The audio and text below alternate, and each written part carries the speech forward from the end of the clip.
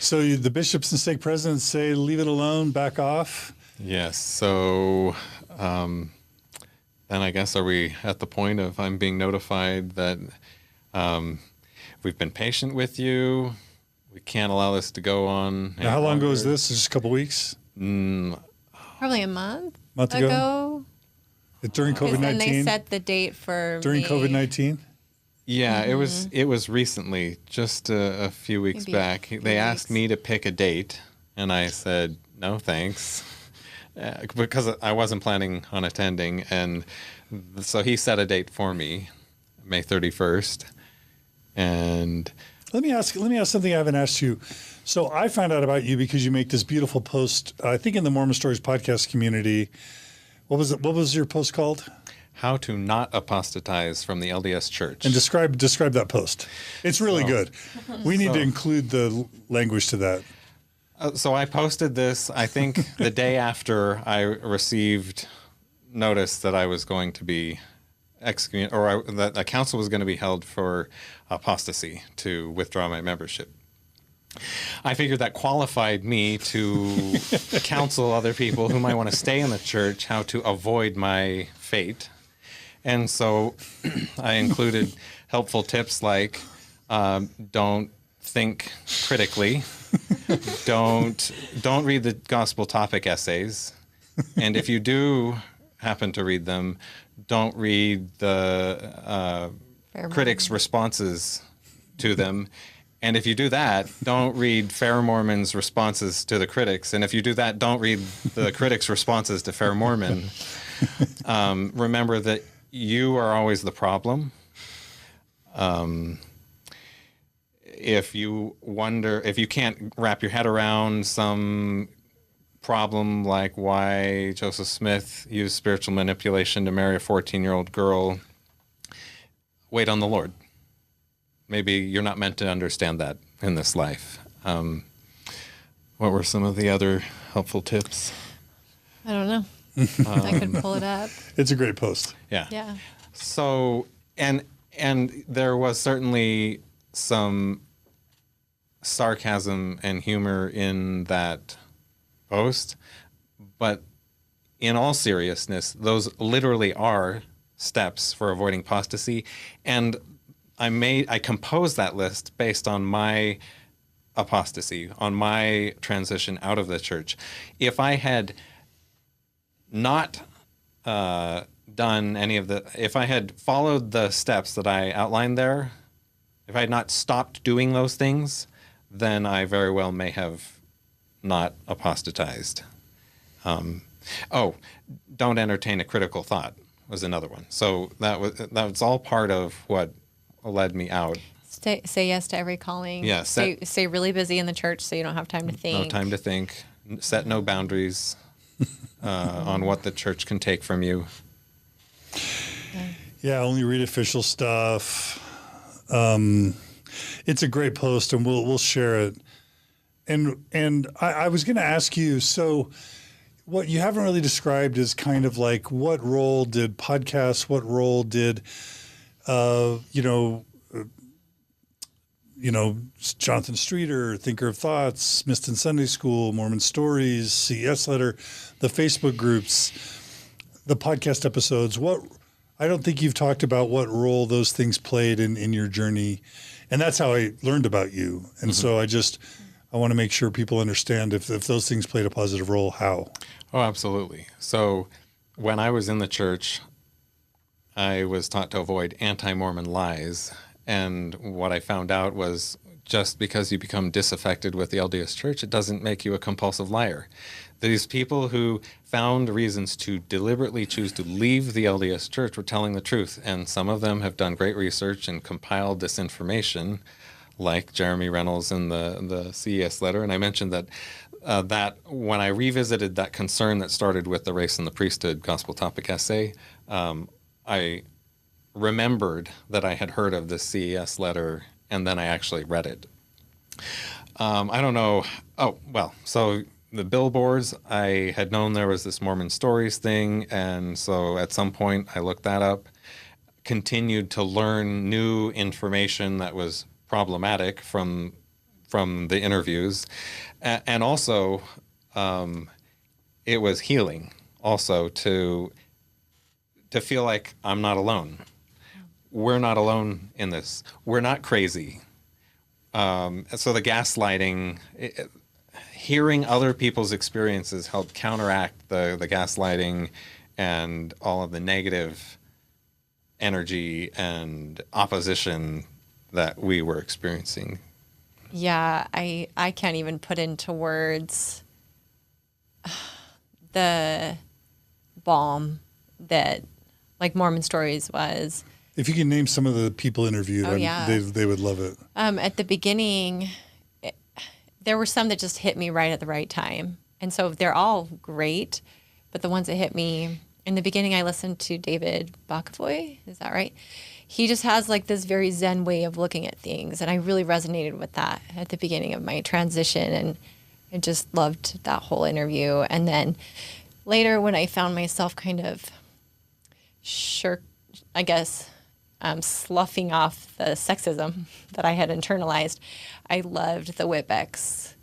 Their whole thing was just beautiful, and I think really released me from a lot of the prison I had, allowed myself to be put in. And then Sean Coombs, I loved hers. I'm trying to think. The Youngs, Cody and Leah Young. Yeah. Leah is a rock star. Yeah. She blew my mind with the way she was able to articulate things. And they've all been so meaningful. Did you hear Donna Showalter? Did you get that one? No? Okay. So She had the gay son. Yeah. I think I might have listened to his Okay. part. I can't remember. Yeah, and I'm not really good with names. As she's saying those, I recognize many of them. Tom Phillips is one that I remember. Yeah. That's a big Also one. Jeremy Reynolds, because I was Yeah. aware of the CS letter. Right. Oh, is it Ron Hubbard? Or L. Ron Hubbard, the Scientology stuff? no, not him. Chris Shelton. The guy who Chris talked Shelton. about Scientology Chris with Shelton, you. yeah. Yes, so good. I think that one helped me see, oh my gosh, other organizations do this. Yeah. Like to see that there's a pattern here in, the bite model where it was just really validating to hear that this happens to other people and other groups. And yeah. I'm That going was to a big embarrass one for me. myself trying to remember her name, and I guess reveal the That's okay. the power of the patriarchy. It's just names. Hartman Rector Jr. Oh, yeah. Lila Tuller. Yeah. Lila Tuller, yeah. That was a good That was one. a fantastic interview. Yeah, so many. And That's- yeah. just listening to those when you're on the internet getting gaslit, or you have friends and family where there's a wedge now, being able to go, put in my headphones, or I would listen to them. I live an hour away from my school, so while I was going to school, just listen to Pocatello? them in Pocatello. Just, Makes your commute short. yeah. That was all Absolutely. wonderful. Yeah. So, and Jonathan Streeter, thinker of thoughts and stuff, Kinda smart, fantastic. kinda smart guy. Yeah. What I learned, I was taught all my life that the philosophies of men are dangerous, evil, and shouldn't be mingled with scriptures. And I figured out that the philosophies of men, that's philosophies of men mingled with philosophies of men. Like the scriptures are just the philosophies of men. No, Streeter is excellent. He's so good at breaking things down and just like exposing what's really going on. Yeah, it's really helpful. Yeah, I like how calm he is, and you are also not offensive. At least I didn't feel offended. As I learned these things and wanted to share them with other people, I became conscious of logical fallacies and cognitive biases that I hadn't really considered before, including the backfire effect. And so I was very interested in de-biasing techniques, and I think a lot of that you and Jonathan Streeter modeled that very well. That's great. Well, thanks for sharing. It's just, I really like others that are listening who are new to this journey to get some tips on how to navigate it, and having you name those podcasts and talk about what they mean for you. It's just so that others can know that this resource go to the top 100 Mormon Stories episodes, start from the top, work your way down. You won't be disappointed. It's gold. Yeah, Absolutely. as well as the published essays. In addition to the podcast episodes, there's also other information. Gospel Topics essays and CS Letter, Mormon Think. Like, there's so much good stuff out there. Yeah. Radio Free Mormon, Bill Reel, Year of Polygamy. Like, there's a lot of good stuff. Yeah, D. Michael Quinn, your interviews with him as well were great. Yeah. Okay, so I think it's time now. Actually, I'm going to stop this record again. Okay, so I think it's time now to talk about, the Disciplinary Council. So last we heard, you were warned. He sent you the dates, and the clock's ticking. It's high noon, and you published on Mormon Stories and on your own wall the tips on how to not apostatize. Where did it go from there? And we're going to dig into the actual. You were going to go to the Disciplinary Council too. Yeah. So let's just go deep into the excommunication of you and your family. Yeah. So receiving that notice about the council, the membership council, with the charge of apostasy, that was the inspiration for making that post. And in the post, I said, I was invited to attend this membership council. No thanks. I'll provide my response here, which I had actually previously done several times in my Facebook activity. So I repeated it there, that I'm not weakening faith because faith cannot be weakened by telling the truth. That's the bottom line for my defense against apostasy. So I had informed him via Facebook, and I know he's a fan of me on Facebook. He knows what my response is. I'm not attending. And then, I don't know, I care about the truth too much. So I changed my mind and decided to attend. I mean, I guess to be honest, I reached out to you and I said, hey, are you going to attend your disciplinary council? Are you going to record it? Like I support any decision. Right. You didn't. We started talking a bit. Yeah. You didn't tell me what to do. Yeah. I decided that I decided on my own that there is no one right way to respond to that. It's a very personal decision, but I decided I only got one shot at this, so I might as well attend. And I don't regret doing it.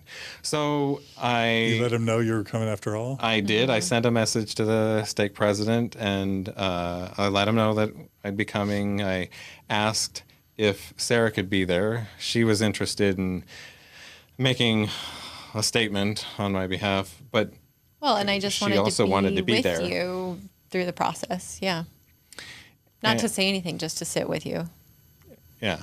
And Olivia and Sam also expressed an interest to make a statement in support. And so I asked a couple of times if Sara could stay there the whole time. Technically, according to the handbook, for some reason, I can't comprehend, witnesses are only supposed to come in one at a time. So they're not aware of everything or anything that has led up to the moment that they're invited into the room. They make their statement, and then they're asked to leave.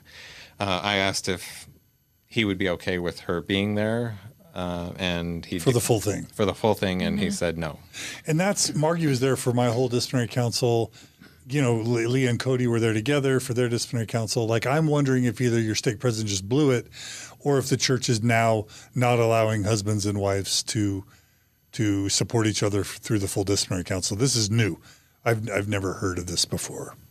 He also let me know that the High Council would not be there, which is part of the recent changes they made to the procedure. Previously, you'd have to have the High Council there. All 12. Plus the first stake presidency. Yeah, with 15. With half of them representing or speaking out. Yeah, right. Speaking out to make sure that the individual is respected and treated properly. And then the other 6 supporting the interests of the church. Right? Yes.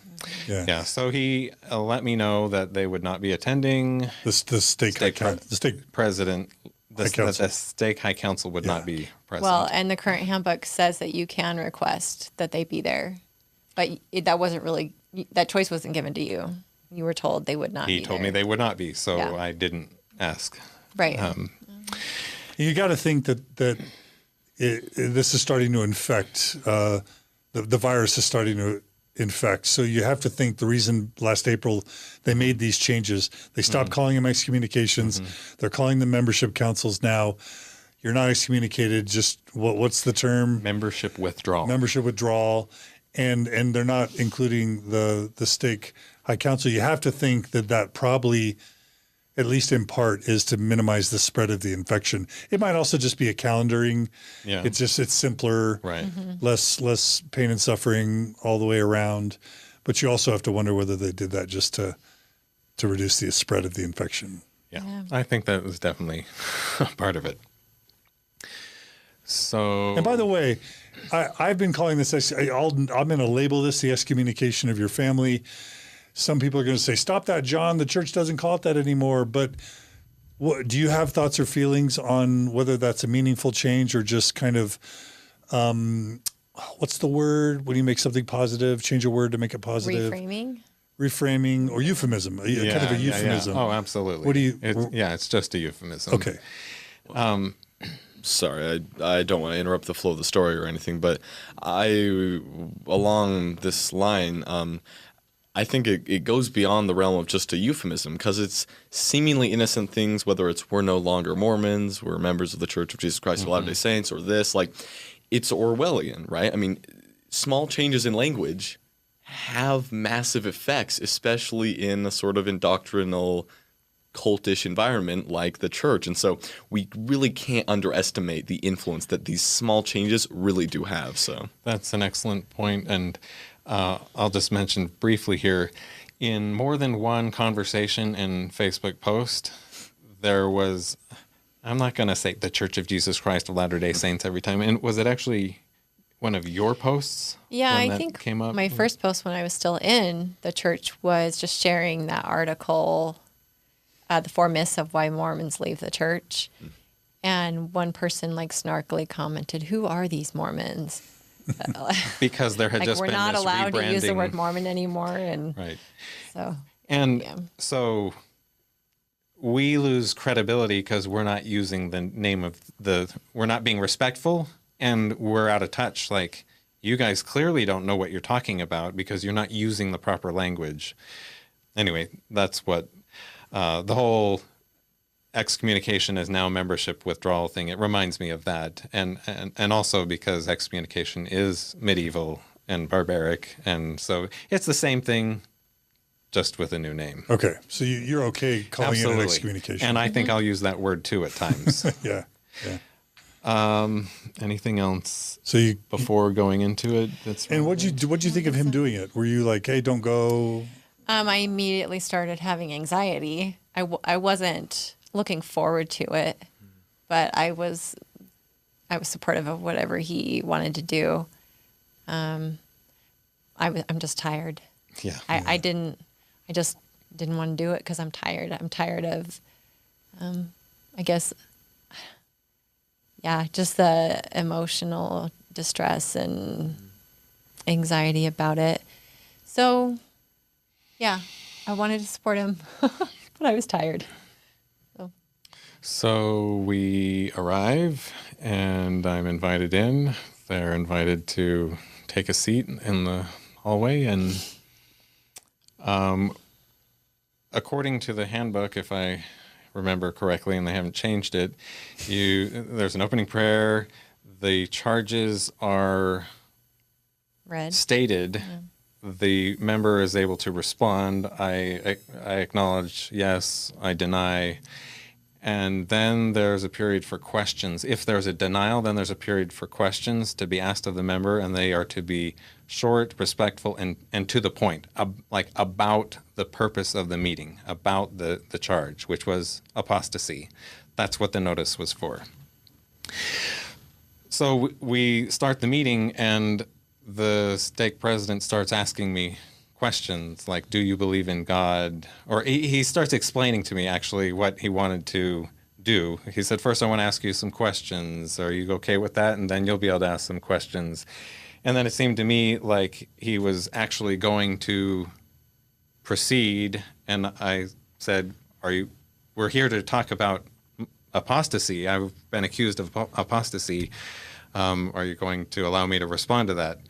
And then it was as if he wanted to have a conversation that had nothing to do with what I was notified to come there for. And I had to keep bringing him back to the point. This is why we're here. This is why we're here. So we talked about the High Council not being there. In the text message exchange that we had before the membership council, I had repeatedly asked, I had asked several times, what are the false statements that I've made that are part of my apostasy? And I had never been told, what am I saying that's false? He did mention in that text message exchange that I had called Jesus or Christ a racist, Joseph Smith a fraud, and said that Russell M. Nelson was a liar. So those were three things that seemed to be the basis for this charge of apostasy. So I was prepared to address those issues. But he starts asking questions like, do you believe in God? Do you believe in evolution? Which was really confusing because, yes, I do, absolutely. And what does that have to do with apostasy? It was really... I think there are really Mormon confusing. apostles that believe in evolution. Yeah, Yes. I thought there were lots of Mormons who Though believed in it. Russell M. Nelson does not. Yeah. I think Elder Holland, I've talked to Elder Holland about evolution, and he told me he does believe in evolution. So that's weird they're asking you about that. Yeah. So at the beginning, I did point out that normally there would be the High Council here. You preemptively denied that, and he reclined, and it looked like he was considering, like, do you want them? Do you want to reschedule? And I said, not at this point. Let's just move forward. There's part of you that just would want, as many people as possible to hear your side of the story. This is going to affect your reputation in the community. I imagine there's a part of you that wanted to plead your case to as many people as possible. Absolutely. Yeah. Yeah.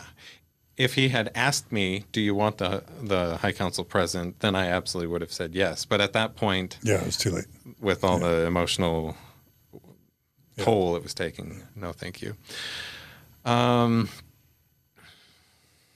if we've talked about it, remind me what came next. So I had to keep on bringing him back to why we're here. We're here to talk about apostasy. That's what's going on. And he kept on saying, I want to try to understand your motivation. Like, why are you posting this stuff on Facebook? So we get into this discussion about I value the truth. He didn't want to, he would ask Sam and say, I want to understand you, like, help me understand your motives. And Sam would say, and it wouldn't be good enough for him. It wasn't the answer he wanted, I guess. And so he was asking, are you wanting to write a book? Is it to make money selling a book? Like, Yeah. where did that come from? And I don't think he was making that up. I may have made some comment in some Facebook discussion a long time ago. I really don't remember what he was talking about, but I think somebody might have said, hey, you should write a book. And maybe I said, yeah, maybe I will, or something. Some throwaway. Like a jest. Yeah. Or I know at one point you said, I plan on writing my experience, my faith transition down. Again, because when Just people to be able ask to you share it with questions, people if they ask. it's easy to just copy Again, and paste it. they want to control the information. Right. So Yeah. they're worried about the information Right. spreading. Well, and I think he also suspected a financial motivation Yeah. that I'm Because it planning on can't just be a matter of profiting- integrity. Right. Right. You're trying to get rich. Right. Yeah. By leaving the church in Ammon, Yes. Idaho. Well, and that's why it's just outrageous. Like, it doesn't even matter why or what evidence. You could have said, I would like to sell a book and become a millionaire with this story or something. It's still outrageous and says something about the mentality of the person doing the questioning when the first thing you jump to is, well, why are you doing this? Because you can't be doing it for good reasons. Yeah. Yeah. Well, or, maybe in a more benign way, just a real misunderstanding that anyone could have good motives or I guess, yeah. hard to understand. Anyway. So at one point he made an analogy. He said, what if, so he's a banker, what if I went out on the corner and started shouting that my CEO, the CEO of the bank, is evil and terrible? What would happen to me? And I said, well, I suppose it would depend on the basis of your claims. What if the CEO was corrupt and embezzling money? You'd have a duty, if you became aware of that, to report it. Anyway, that analogy kind of fell flat. I love it. And what else? Oh, he asked if I thought of myself as a Christian, if I believe Jesus was racist, which I do. I confirmed. And then he... Wait, how is Jesus a racist, by the way? Yes, good question. So in LDS theology, the Jesus of the New Testament is the Jehovah of the Old Testament. He's also the head of the church today and for all time, right? So he's responsible for, he has delivered and has called for all of the racist teachings and doctrines of the church. Racism is discrimination on the basis of race, not controversial. I don't know how anybody could honestly claim that the LDS Church's history isn't racist and that its practice and policies aren't racist. So maybe the best I think they could do is claim that Jesus is a reformed or a repentant racist. But You're basically saying Mormon Jesus is racist, right? and my quote in Facebook was, "The God of Mormonism is racist." Right. That's what I said. Yeah. They asked if I believed in evolution. I said yes. Asking about my family, what I believe happens after death, and if I'll be with my family in eternity. Again, what does this have to do with apostasy? That's what we're here for. Is he trying to gather more evidence against you? Like, is it a fact-finding or thing? just understand him more? I mean, that's what he kept saying was, I just want to understand Sam. So it's possible. So maybe his mind wasn't made up. Well, yeah, and they repeatedly told me that because in my Facebook post I quoted part of the notice letter, which says, "This council will consider your recent actions against the church as apostasy." So maybe there's a omitted word there, whether they are apostasy. Mm-hmm. But as I read that, and I understand English pretty well, that sounds like what you have done is apostasy. We will consider that what you have done is apostasy. That's how I interpreted that. They assured me that that's not it, but that doesn't really fly. I told them I wasn't planning on attending, and what were they planning on doing? Holding this membership council in an empty room, like with an empty chair, to not excommunicate me? That was the plan? Right. They'd had enough conversations and had all the Facebook posts. Yeah. They knew there enough. Was like a 6-inch stack of paper printed out of my Facebook activity. Which is creepy. Yes, it is. Yeah. So I don't buy for a minute that they had not already decided that I was going to be excommunicated. They weren't going to meet and then send me a letter saying, "Hey, we decided not to do it." That's dishonest. It's almost like in case you might have recorded it, they wanted maybe to perform that they were really giving you a fair, objective consideration. Absolutely. That certainly doesn't look good to make that statement. And maybe people are imperfect. Maybe that was not what was intended. It came out the wrong way. But that's possible. Whether they said what they said or they framed it in a way that allowed it to be interpreted as, "We will consider whether what you have done," you don't call a membership council for somebody to not excommunicate them when they've told you they're not going to attend. Right. Yeah. They asked about your family now, how your family's doing, and he said, "We're doing great. Never been more united and loving." And he kind of asked leading questions like, "Do you think you manipulated your family?" that you were the cause of them deciding to leave. Why are you lowering your head? Oh, it just frustrates me Why? because I wasn't at all. And Is that insulting to you? well, mostly I'm just mad at myself because I wish that I wasn't so scared to speak my mind for so many years. But it is a little bit offensive, yeah. Because it wasn't your dad that led you out. Right, yeah. What was it? Yeah. Myself, my own opinions and values. Yeah. Right. Yeah. I'm so sorry. Yeah, and speaking for myself, yes, it is offensive to me, and it's also like, okay, again, extending empathy and understanding to this individual, it seems highly ignorant to say, we're here to determine, we love you. Sam, I'm your brother. I love you. I want what's best for you. Did you manipulate your family into leaving the church? Because no good family would do this, you know.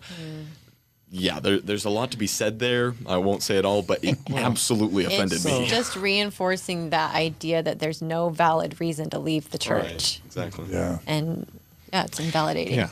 And to give him the benefit of the doubt, it's possible that I could have twisted everybody's arm and somehow compelled them. But the answer to the question was no. I did not compel anybody. I didn't withdraw love. I didn't force the issue at all. I shared information, which the church doesn't do, and then I let people decide what they wanted to do with that information. And that's all I've ever wanted. If people want to stay in the church and be informed Mormons, good for them. The church did not have my informed consent. My discipleship was uninformed, and I resent that. I think it's immoral. Right. And just last thing on this, I think it's ridiculous no matter what the intent, or even if you did all the dirty tricks in the book and you manipulated your family into what if you said, oh, I don't know, like President, I almost said his name. I'm so sorry. I don't know, Stake President. Did you manipulate your family into believing in the church? Like, why can't two play this game? It's just inexcusable.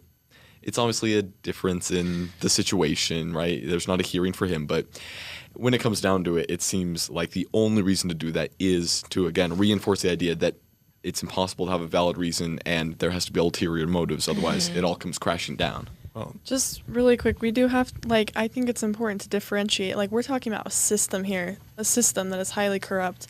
And just a couple years ago, you guys would have done the same thing. Yeah. And so it's it's important that we attack the system, because that's what's really the problem. I agree. And speaking of Beautiful. attacks, that was actually something that I was accused of. I was accused of making personal attacks. And I have tried very diligently to never do that in my Facebook activity. But you got accused of it anyway. I was accused of it.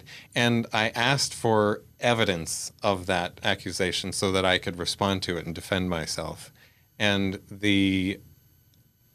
when they clarified what they meant by that, it was that you've attacked the church.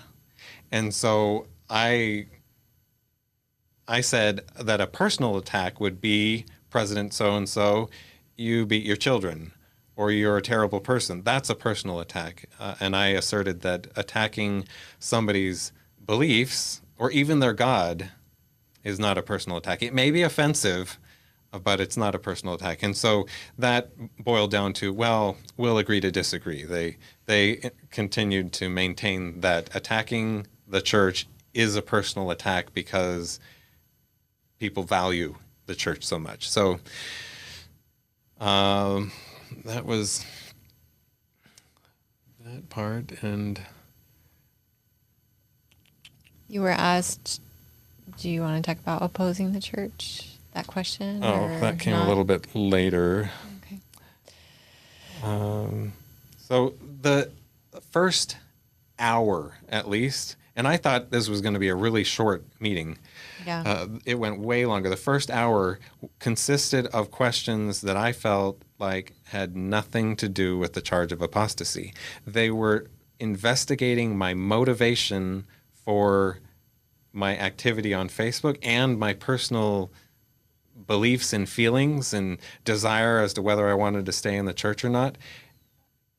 And I felt like it had nothing to do with the charges that were made against me. It had nothing to do with the reason why we were there. And all of the questions are supposed to be about the reason why we were there. I felt like an interrogation. I mean, reading through it. It was a bait and switch. Mm-hmm. So he's asking about my motivation. I explained that it's because I love the truth. He asked me whether I'm angry at the church or whether I'm angry at God. And so I acknowledged that, yeah, I was defrauded. There's definitely feelings of anger. And but somebody, and I said this earlier in the podcast, somebody who's inside a fraud doesn't know what's going on. Somebody who gets out, when somebody realizes what's going on, they extract themselves from the situation, and then the honorable thing to do, the kind thing to do, is to let other people know what's going on. He used the word obsession to describe my Facebook activity, which... Yeah, I don't know about that. I've seen obsession. Well, and when I was serving as a missionary full time for 2 years, or when I, like all of the callings that I've had, early morning seminary, nobody ever, no church leader ever told me, hey, calm it down. You're obsessed with the truth and with the church, right? Yeah. It's only now that my activity is not in line with what he wants me to do that now we're labeling it an obsession, depicting it as some kind of unhealthy, inappropriate activity. Yeah, yeah. So I pushed back on that idea. Again, I'm not sure what that has to do with apostasy, defending my intentions. The definition of apostasy is the only two aspects of apostasy that I think they could possibly think applied to me would be weakening the faith of members, deliberately working to weaken. Which is a new criteria. They just added that. Yes. Because before they were excommunicating people for grounds that weren't actually meeting the definition of apostasy. Yes. So they had to add that. Well, I think what ultimately happened was a little bit confusing. I'll tell you what happened, and we'll have to see how we interpret it. Weakening faith, and then clearly and openly opposing the church. Church leaders. The church, its leaders, its doctrines. Because they had told him to stop, right? Yeah. So, and I've already explained my defense is the truth can't harm faith.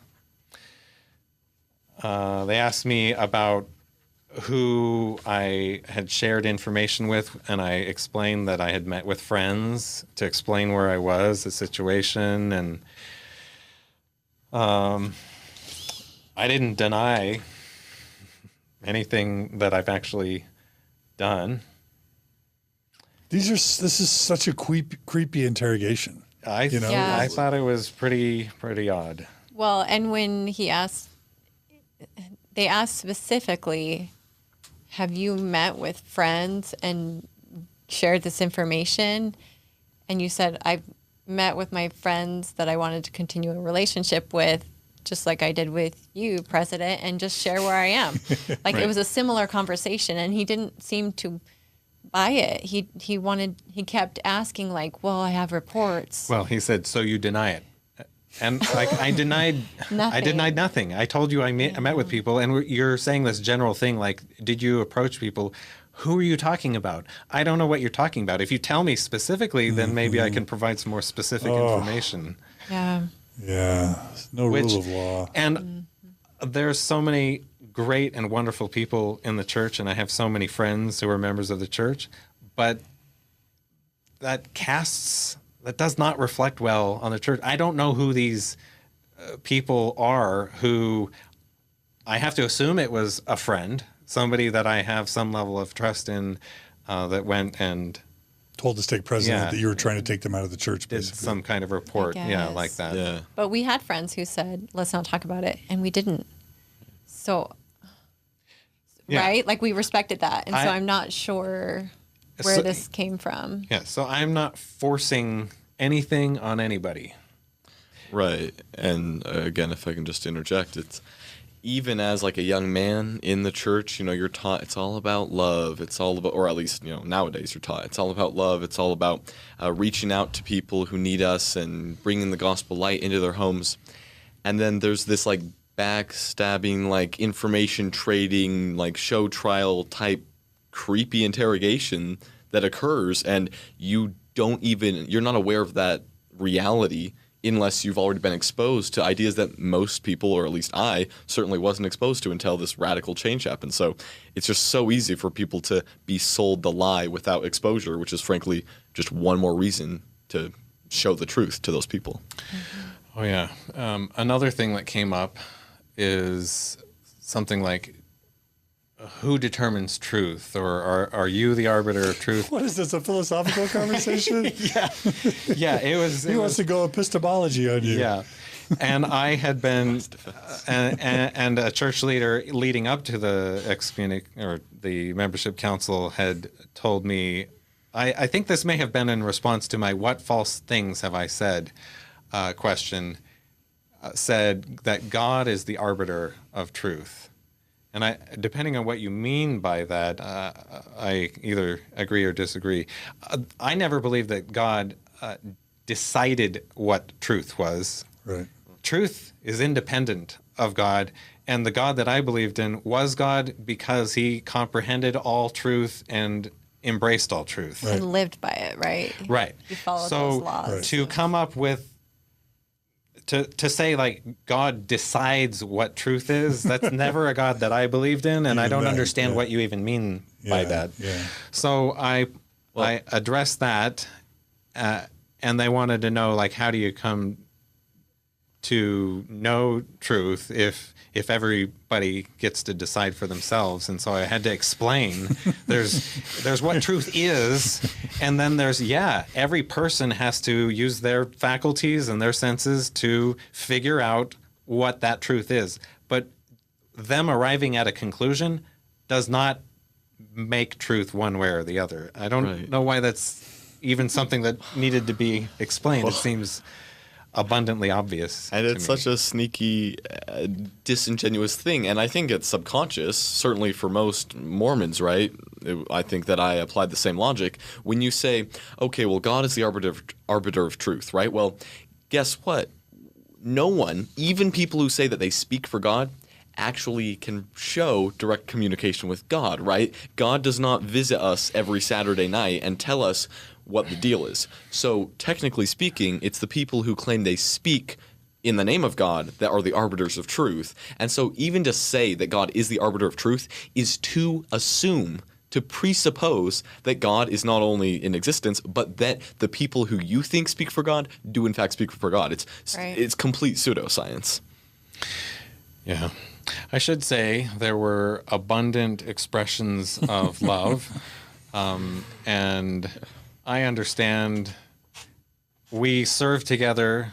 These are good people. It's a system. It's like Olivia said. It's systems, not people. At some level, yes, we love each other. Representing the system, though, the best outcome for them would be for them to, okay, Sam, you just, okay, we understand, and to try to calm me down and reconcile as much as possible. So I think both of those motivations were there in those expressions. And so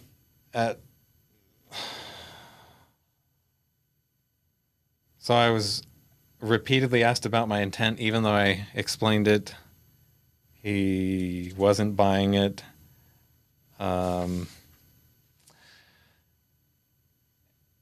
another part of my post was that when I'm excommunicated, it will be for telling the truth. And that was an important, like, the truth is my number one value, and it was an important part of all of my Facebook activity. I'm not just going to go out and bash the church. That's not my purpose. My purpose is to share truth. And I believe that in that post I said, when I'm excommunicated on Sunday, it will be because I told the truth. So many motivations for my activity, but with this continuous exploring my intent and continuous digging, I guess I'm too much of an open book. I said that. Like, when you excommunicate me, it'll be for telling the truth. And you want that? Yes. You want to be able to say, when you get excommunicated, it was because you told the truth. And then you could see the wheels turning, like, this is a problem. We can't let that happen. And they had asked me earlier, do you want to be a member? No. And so then it was, well, I think we've heard all we need. Well, and wait a minute. We haven't talked about the charge of apostasy yet. Oh, do you want to respond to that? Yeah. Like, what in the world are we doing here? And my family had come to speak on my behalf, and they hadn't spoken yet. So they were ready to go make the decision without having heard these people who had come to talk. When I expressed concern that they hadn't been able to talk yet, yeah, for sure.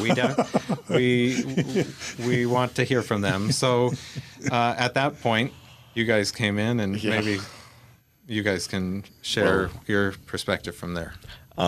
I spoke. It was like 2 or 3 minutes. I just said, hey, I don't have a lot to say.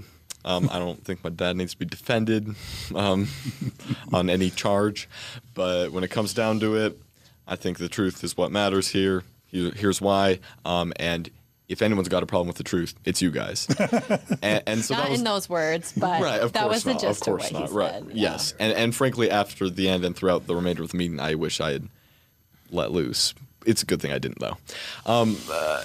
But yeah, throughout the whole thing, they were like smiling and nodding like my grandma would, who's an amazing person, would if I was like, I don't know, playing the piano or something. Like it was a show, right? And so obviously, like, that part of that might be my Your perception. very irritable perception. But at the end, I think it was the stake president who said something like, like, you're super articulate and you've got a great future ahead of you.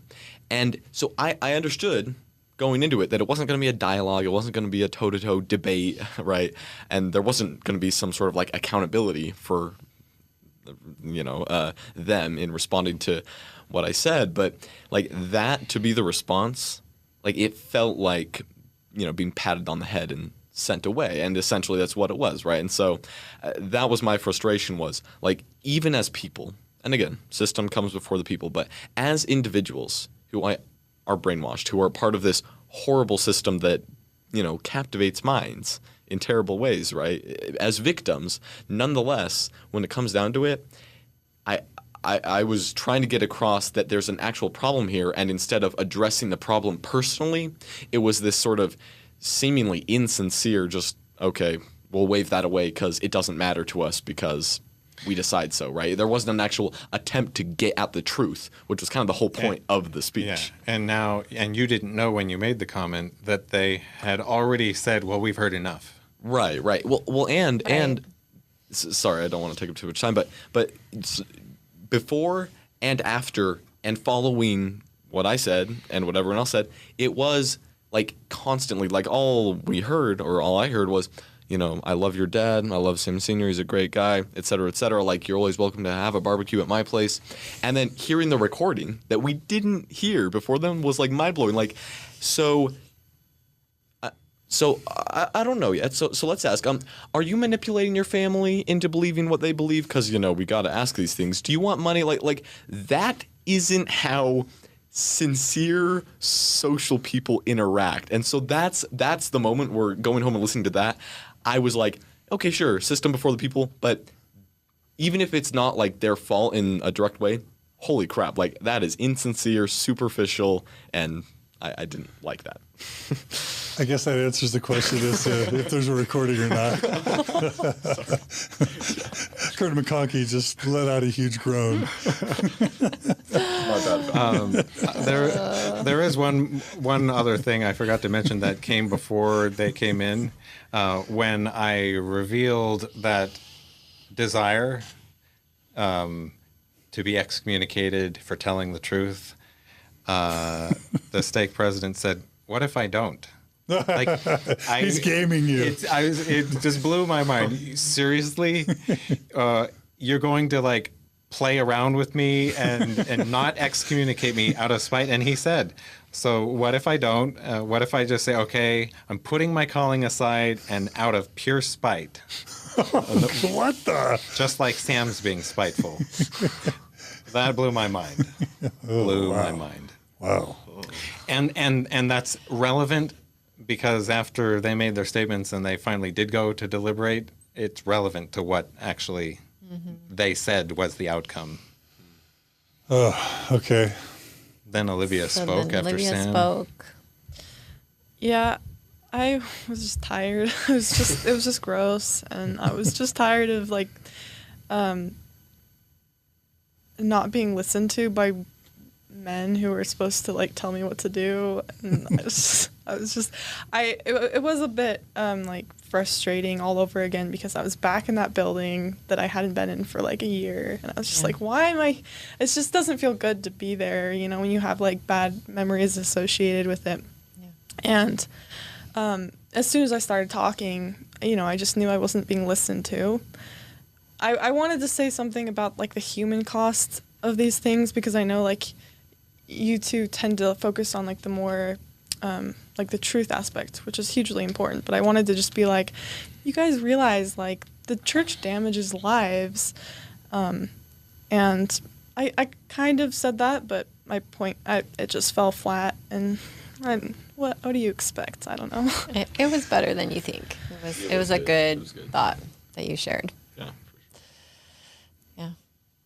And then I spoke, and I wanted to start my statement by saying, and I did, that it's really difficult to know how to respond when I haven't been in here for the last hour and a half. I don't know what's been said. I don't know what would be helpful to say. I don't have any context. Like, that to me is not okay. You should have been in there. Yeah, I agree. So I started with that, and then I just said, I think Sam and I both post on Facebook to bring awareness. I think people have a right to know the true history of the church. I think they have a right to know ways that harm is being done to people. And if you're going to give 10% of your money, make these covenants, and basically give your life to the church, you have a right to know. And so I said, I think the only thing Sam does or has done that qualifies for apostasy is going against their request that he stop. And I don't think that's their place to ask him to do in the first place. And so that's really all I said. Short and sweet. And beautiful. Yeah. When you brought up I don't know if you noticed, you probably did, but when you brought up the whole, it would have been really nice to be with my husband the last hour and a half while you guys interrogated him, that general idea, there were some uncomfortable glances and looks that I noticed among the presidency. So kudos to that. Having been through this, I just have to say I had my brother, my mom, my dad, a ward member, and Bill Bradshaw, a professor I love, all testify at my disciplinary council. Every single one of them cried, or at least almost all of them cried. Super heartfelt, super meaningful. I wish I'd recorded their witnesses. And it was so hard to just see everybody like looking at their watch, staring at the walls, itching themselves. They did not care about what any of the witnesses had to say. And these witnesses had their hearts on their sleeves, and it was just so disheartening to see that they literally did not care what these people had to say. Yeah. It was a show. It was Right, exactly. Well, and I didn't see visibly that while you were speaking, but the context of we've got enough. Yeah, you had it before. Oh, wait. Oh, they want to speak? Okay. Right. Yeah. Well, yeah, sure. We'll hear said, them. That said all you needed to know. Yeah. Yeah. So I think at that point, they said their piece, and so we were all invited to leave, and they said, well, yeah, we'll deliberate for about 5 minutes. Did you get to argue whether or not you felt you had met the criteria for apostasy? Oh, yeah. So I thought that this meeting would take half an hour. That's what I was expecting. And here we were an hour and a half later. I was exhausted. I didn't sleep well the night before. Work's stacking up, and like, I guess they wore me out. They did. I pointed out, like, I still haven't been able to address what we're here for. Do you want to say anything else? No. Like, You did a short, like, explanation of, or justification of why you say God is, or the Mormon God is racist. Oh, but yeah. that was pretty much it, right? oh, that is. And Joseph yeah. Smith and So that, and yes. things, And that, I addressed each of those points. And what was your Joseph Smith and Russell M. Nelson point? Yeah, and I'll explain that Okay, here. okay. It took about 1 minute. That's what. That was me actually addressing stuff that was The relevant. substance. Well, charges to- that were never even read to you. Right. You never had charges read to you. They But you were yeah, explaining. not in the meeting, I don't think. Those were mentioned in a text message before the meeting. So I've explained the racist position. Joseph The Mormon Smith, God is racist. the period. God of Mormonism. Read the Book of Mormon. Absolutely, He's racist, yeah. I own Priesthood it. ban. Like, Yeah, own it. It's Book of Mormon. it's your religion. It's what you believe in. yeah. Joseph Smith is a fraud. The Kinderhook plates. It's on the church's website. Joseph Smith claiming to have translated something and saying that it is something that it is not. How is that controversial? That is fraud. And that's not all. So he was convicted of fraud. He was charged and convicted of illegal banking, I think. Like, he was repeatedly in trouble with the law because he was a breaker of the law.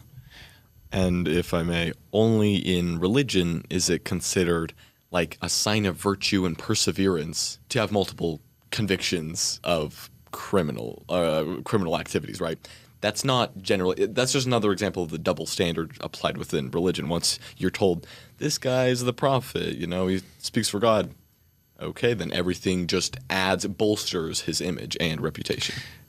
Meaning the persecution is evidence of the Right. truthfulness. It's Satan fighting against Exactly. the good. Yeah. And Russell M. Nelson is a liar. So in 2019, Russell M. Nelson gave a talk wherein he said, prophets always teach the truth.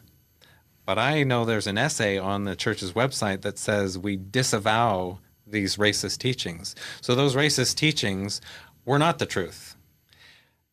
Is Russell M. Nelson ignorant of this? No, he knows it. He knows that prophets don't always teach the truth. When you tell a false statement knowingly, you are lying. Russell M. Nelson is a liar. Like, It's still not nice to call people liars. Right. I think the verbiage is provocative. Right. And I understand that. I understand the offense that they might take. But It's provocative, but it's minimalist, right?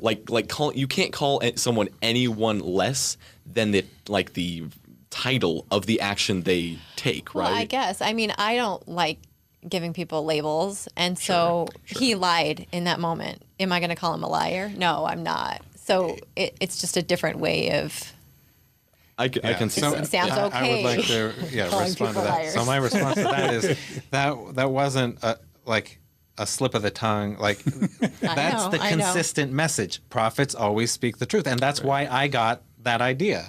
Right. That's where I right. came. That's where I came Yeah. up with it, and he's Yeah. still delivering it. It's not Yeah. like we used to teach that prophets always teach the truth, and now we have a more realistic and honest teaching about that. It's still happening today. The rising generation is being taught prophets always teach the truth, and it's a lie, and he knows it. No, we've already said two things: stop hurting people, stop saying you speak for God. That's it. Yeah. Yeah, And that was one of the two major points I'm sure you wanted to make. absolutely. Stop using that card to have all these Right. people give you money and their time and their reputation and their lives. And who knows? Maybe I'd still be a member, paying my tithing and giving my time to the organization if I didn't feel like they were lying to me. Yeah. And it was very frustrating that pretty much all along the way, there has been zero acknowledgement that anything that is bothering to me is valid, is real. Yep. And no apologies, no acknowledgement No empathy. of wrong. Any empathy? From whom? stake president? Just I like, think that there may have been some meaning I can see why you're having a hard time. I can see why there's problems. well, Not in this.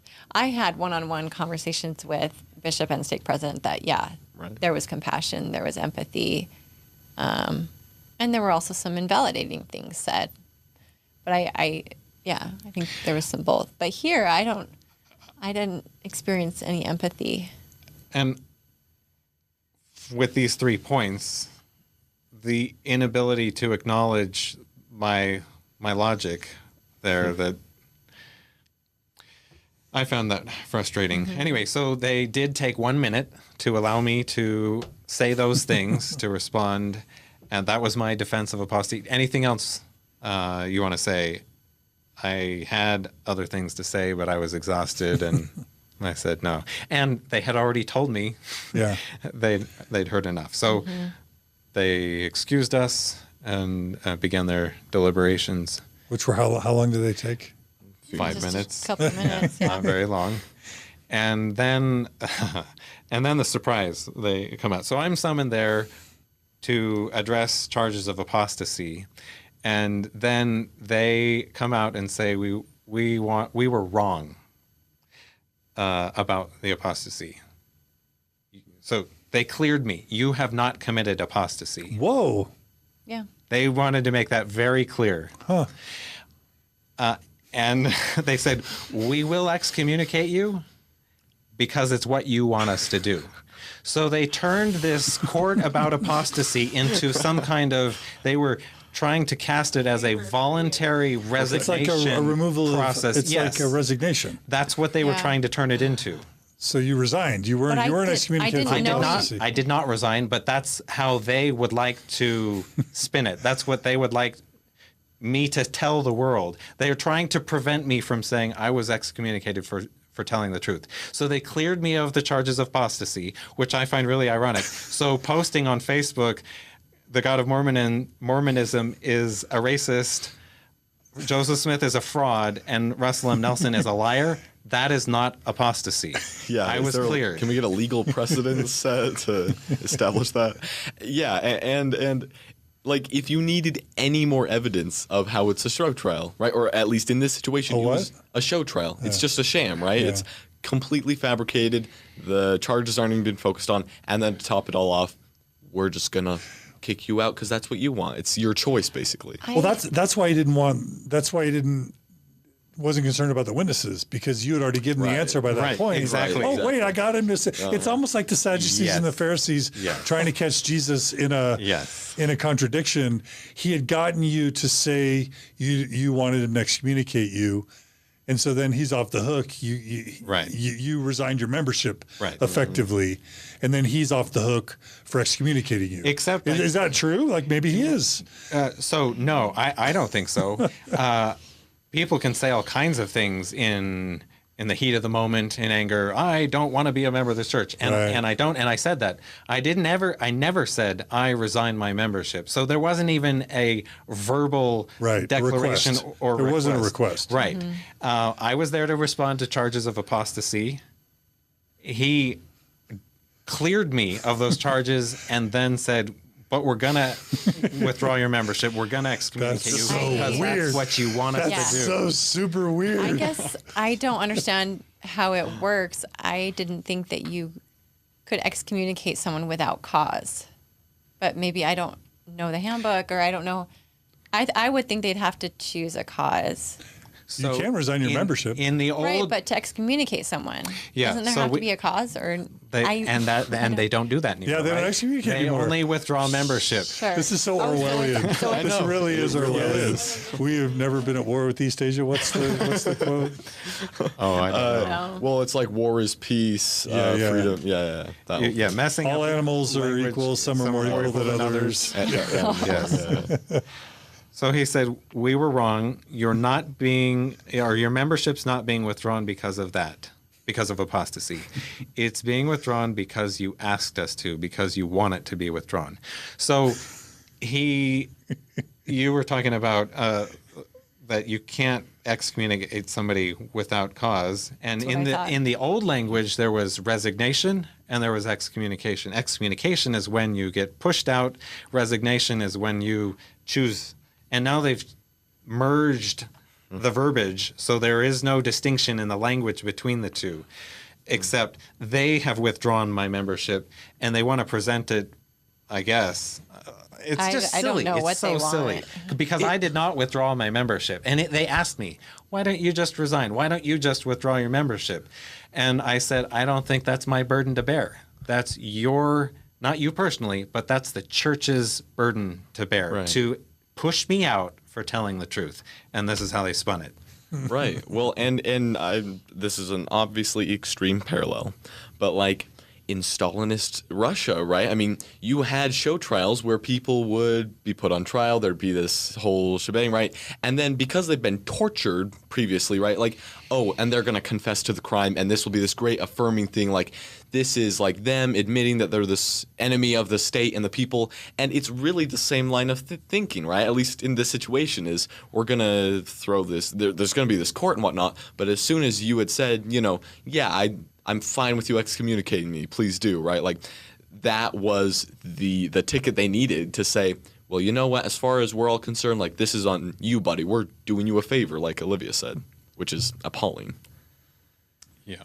So as I understand the handbook, what was done wasn't kosher. They did tell me I have the right to appeal.